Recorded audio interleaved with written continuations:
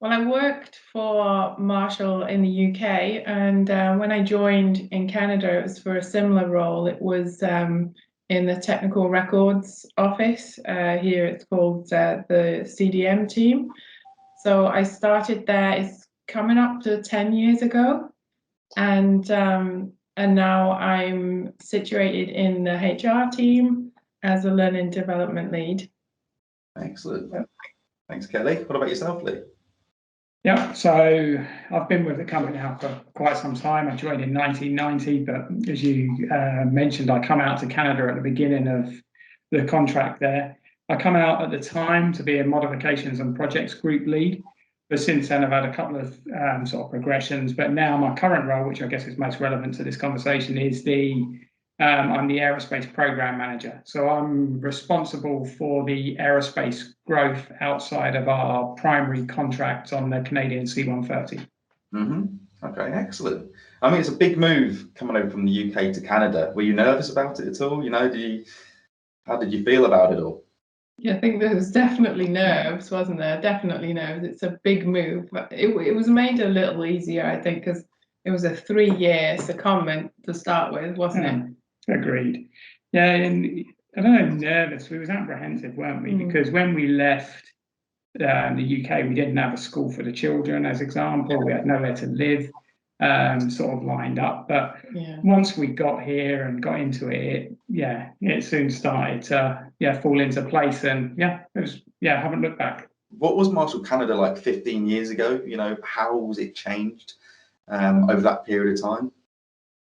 So, the one thing, if you imagine Marshall Canada was assembled from nothing almost. So there was lots of people in a very similar position when we arrived.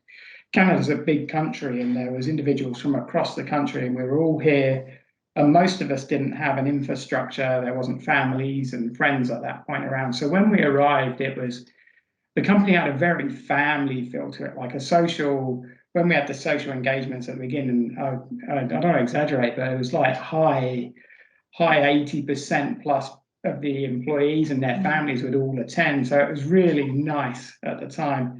Now we've settled in. I'm not suggesting it's not as nice now, but now it's just different in that people have established, they have an infrastructure, the partners have jobs. And so there's less of that sort of family feel, but it's still a great team to work for. I think it just goes to show that the community is there when needed, Yeah, for sure.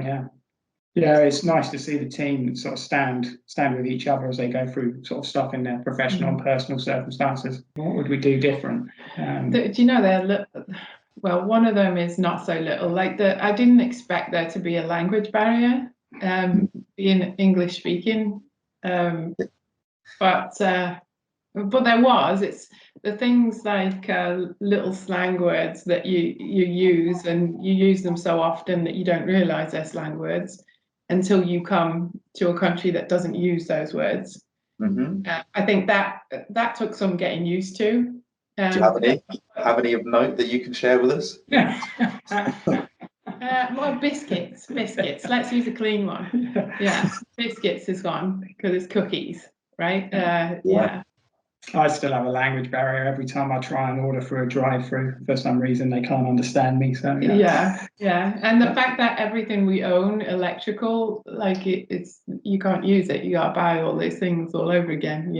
So advice: we wouldn't change anything. We would just, if we'd done it again, I think we'd want to do more homework. Yeah. Because for us, it come around pretty quick. From being notified that we was coming to Canada and arriving in Canada, I don't know, there wasn't a huge amount of time, and we got married in the middle. Yeah.